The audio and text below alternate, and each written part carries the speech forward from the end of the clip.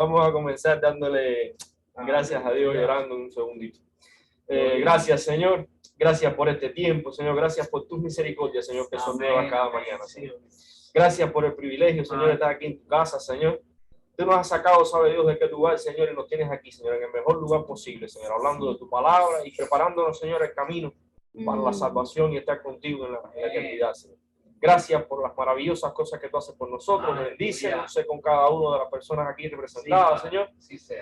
Y no nos abandones nunca, Señor. Perdona nuestras debilidades y ayúdanos, Señor. Ayúdanos a ser fuertes y valientes, Señor. Gracias por todo. Amén y amén. Amén, amén.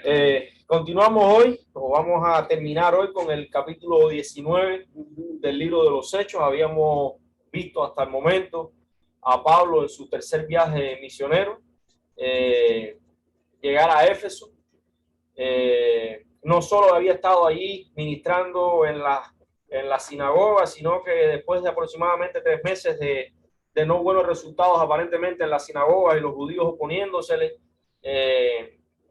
cambió, vamos a decir, o varió un poco el ministerio, y entonces daba clases y enseñaba en una escuela que aparentemente debe ser una escuela de teología o algo así, y seguía ministrando personas y llegando y alcanzando almas para Cristo.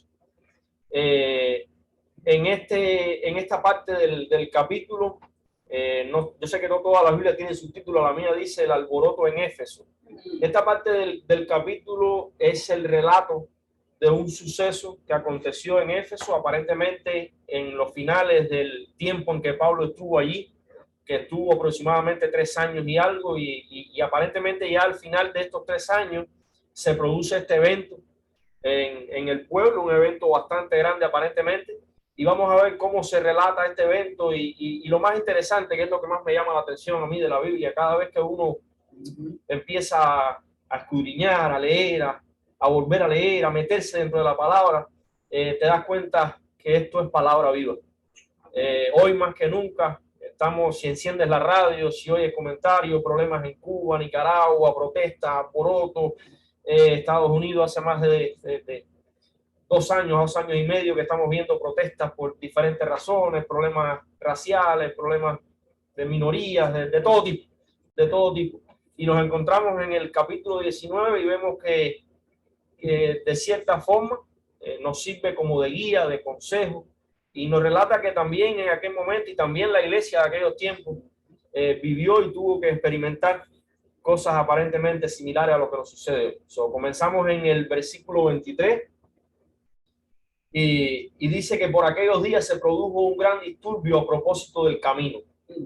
Otra vez vuelven a referirse al cristianismo como el camino. Es interesante cómo ya en los primeros años de la iglesia no estamos viendo una iglesia que se enfoca en una construcción de un templo, en radicarse en algún lugar específico, en tener un sistema de creencias quizás o libros con respecto a esto, sino están más enfrascados en llevar el evangelio a todas partes que les sea posible. Iban por las calles predicando el evangelio. Una vez más volvemos a ver cómo se refieren al cristianismo de esta manera, como los del camino. Dice el 24, un platero, y aquí comienza la narración de cómo comienza este gran disturbio que se crea en la ciudad de Éfeso.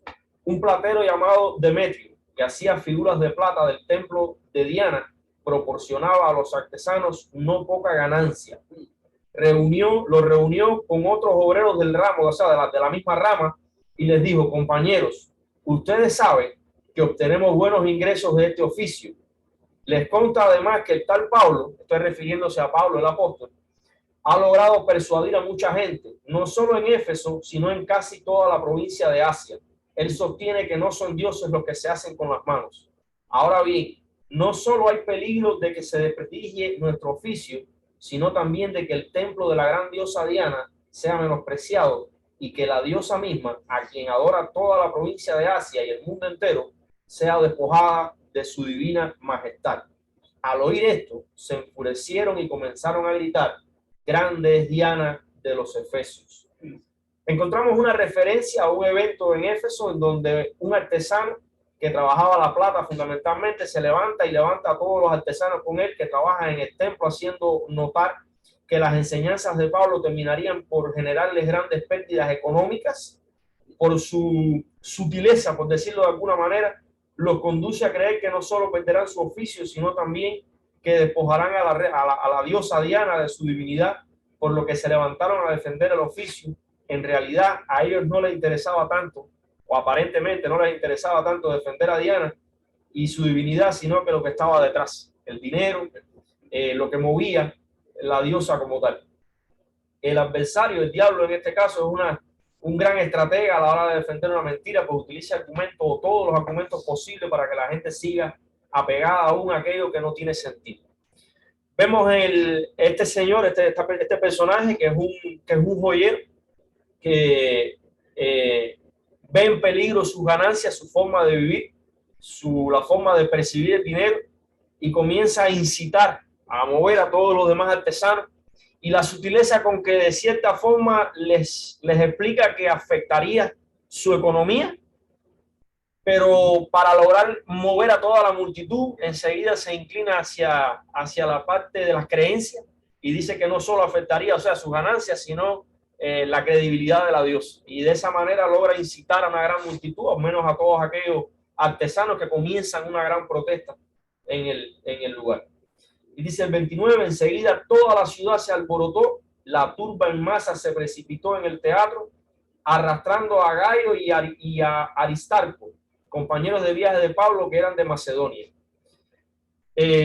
Finalmente o inicialmente podríamos decir esta protesta, nos damos cuenta cómo la manipulación en la forma de proyectar lo que estaba sucediendo logra alborotar a toda la ciudad y se precipita, vamos a decir, una turba enaltecida contra los cristianos o contra los del camino, como llamaban ellos, y ahí fueron tomados por una multitud, Gayo y Aristarco, que eran compañeros de Pablo, que probablemente no eran culpables de nada, estaban evangelizando, ayudando a Pablo, sabe Dios en cuál tarea, pero como los identificaban como los del camino, pues estos mismos son los culpables y los llevan al frente. Dice el 30 que Pablo quiso presentarse ante la multitud, pero los discípulos no se lo permitieron. Pablo probablemente nunca pretendió esconderse, tenía experiencia en enfrentar oposiciones de este tipo, había sido apedreado ya varias veces, había enfrentado de todo tipo de oposición. Sin embargo, en esta ocasión los discípulos, los seguidores de él no se lo permiten, sabían que esto podría culminar en un arresto o quizás hasta la muerte del apóstol en manos de la multitud. Y muchas veces Dios dispone de la colaboración de personas a las que a veces enseñamos, o sea, de los alumnos mismos,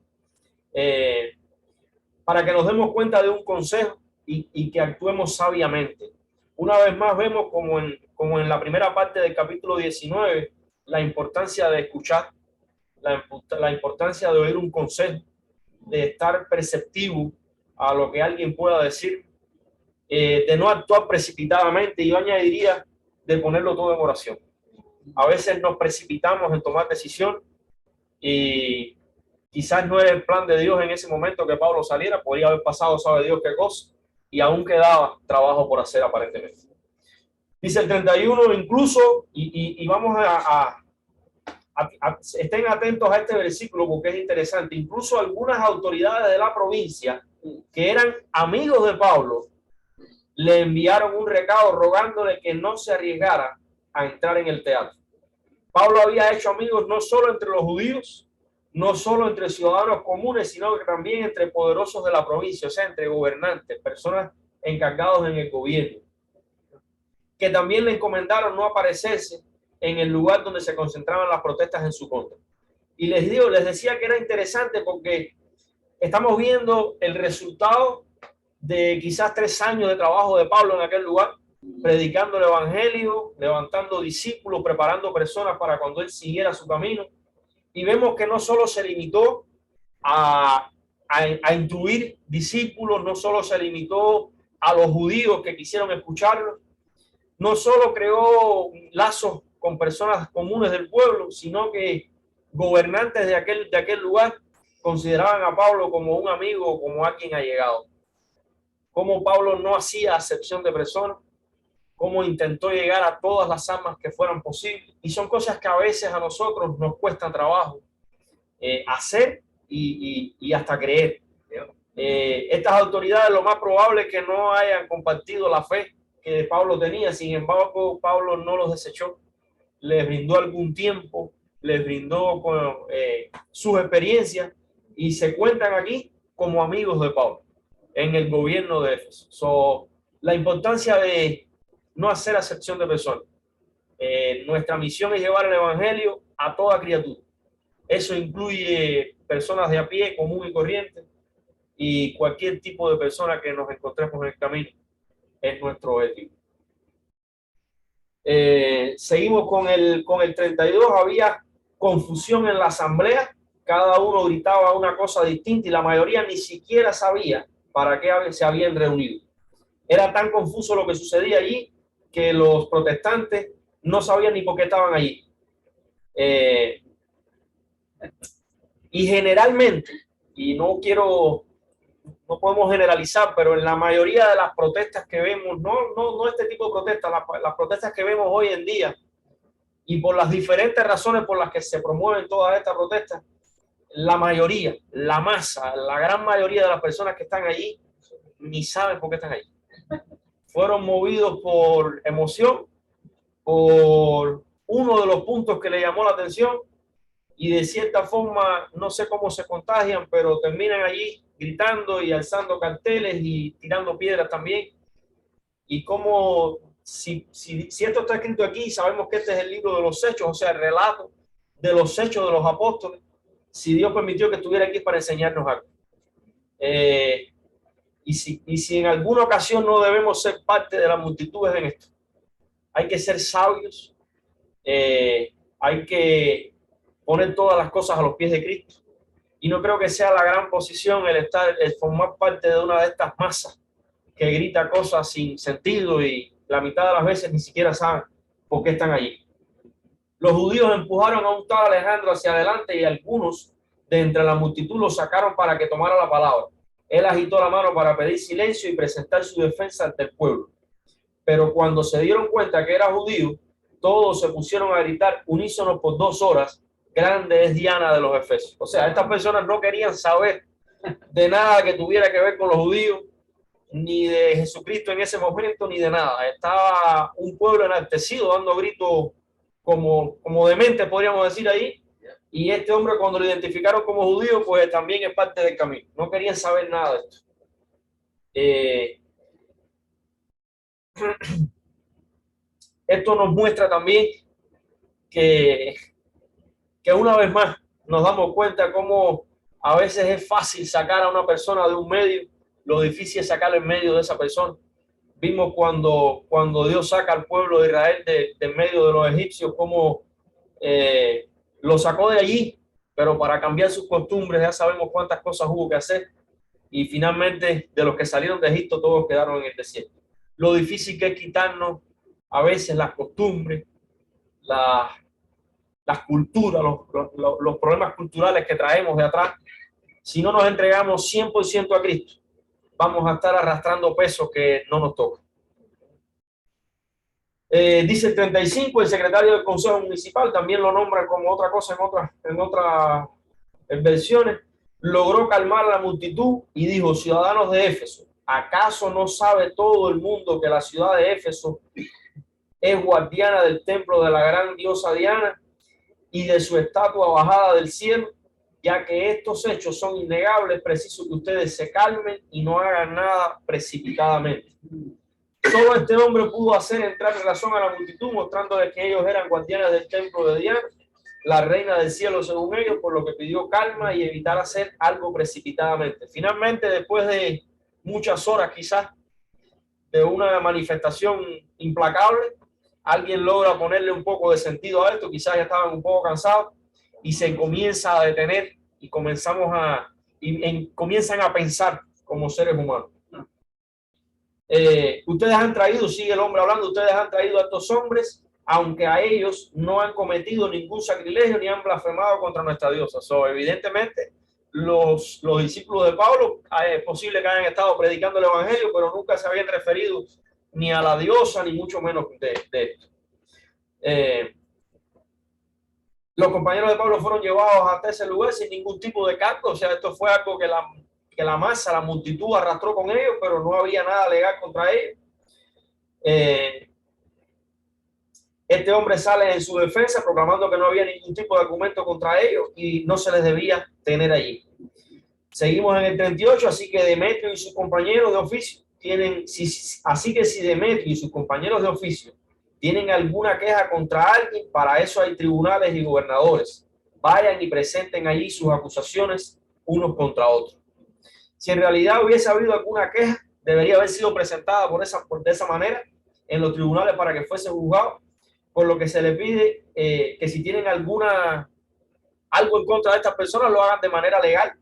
Este hombre les da la salida legal a la situación y de cierta forma creo que es cuando comienza a calmarse esta manifestación. Agregan el 39, si tienen alguna otra demanda que se resuelva de manera legítima en la asamblea. O sea, de esta manera el hombre los logra calmar, podemos decir, y termina diciendo: tal como están las cosas con los sucesos de hoy, corremos el riesgo de que nos acusen de causar disturbios. ¿Qué razón podríamos dar para este alboroto si no hay ninguno? Dicho esto, despidió la asamblea. Reconociendo que no había ninguna otra demanda que fuese legítima para presentar ante la asamblea, forma también en que podía pedirse algo ante los gobernantes. O sea, esto era otra manera en que se podía también solicitar algo ante el gobierno.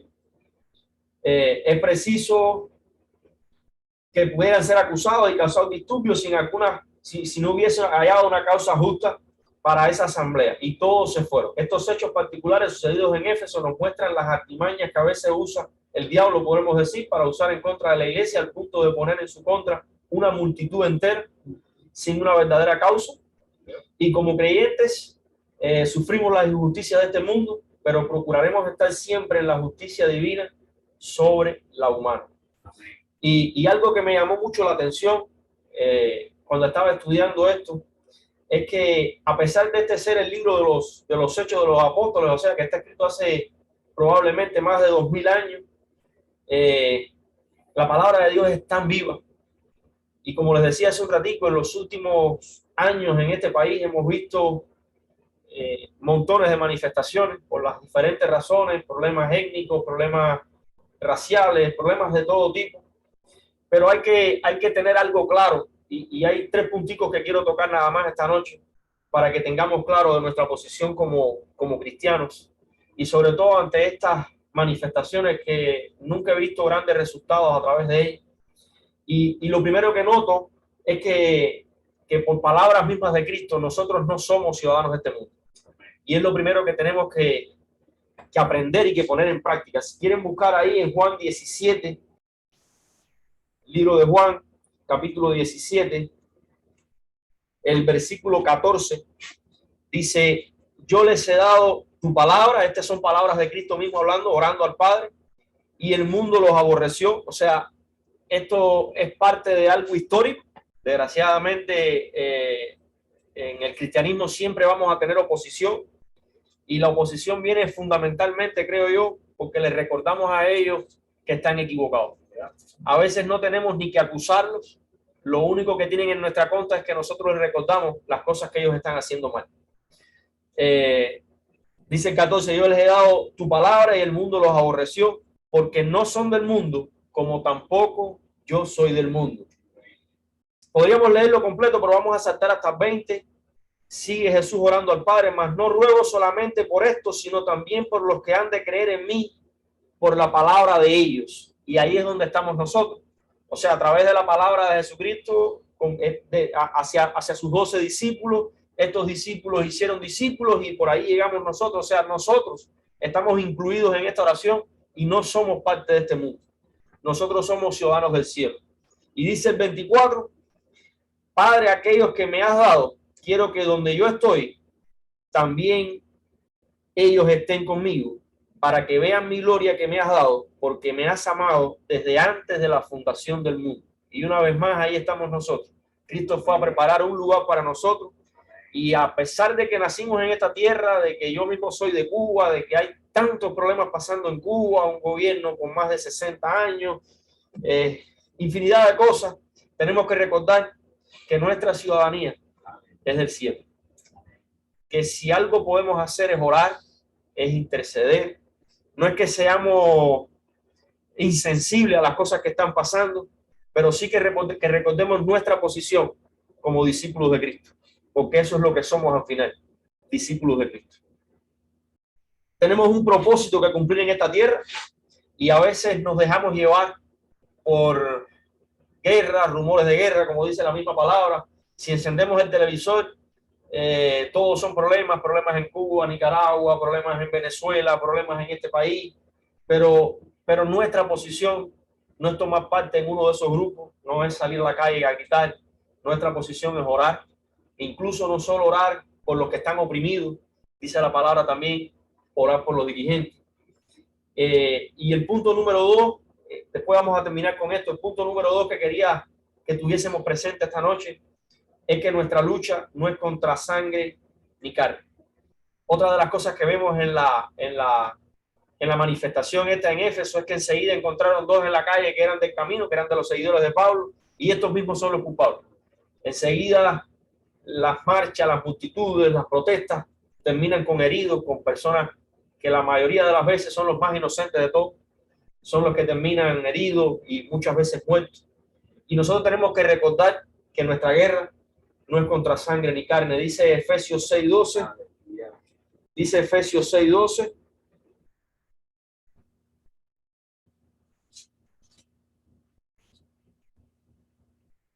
Porque no tenemos lucha contra sangre y carne, sino contra principados, contra potestades, contra gobernadores de las tinieblas de este siglo, contra huestes espirituales de maldad en las regiones celestes.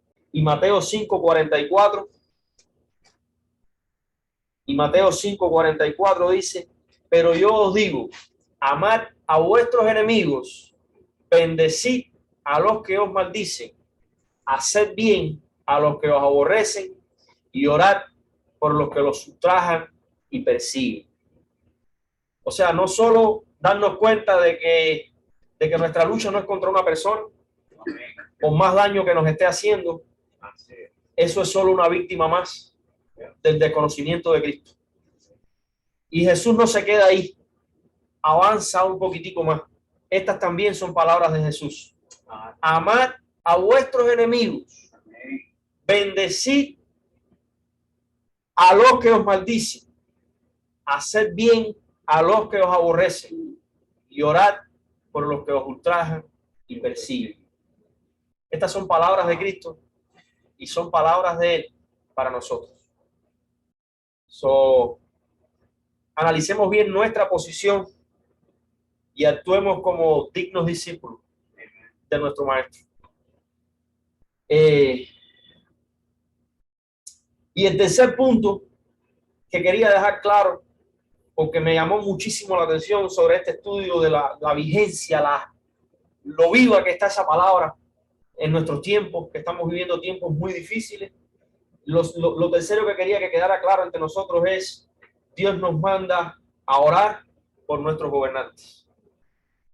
Uno de los grandes motivos de disturbios en este país fueron las elecciones, las últimas elecciones, y podemos estar o no de acuerdo con las políticas y gobernantes que están de turno, podríamos decir, porque en 4 años, si todo sale bien, volvemos a las elecciones. Nuestra posición, una vez más, no es estar ni a favor ni en contra, ni protestar, ni hacer disturbios, ni causar daño, ni mucho menos. Es orar por nuestros gobernantes. Dice Timoteo, capítulo 2, versículos 1 y 2.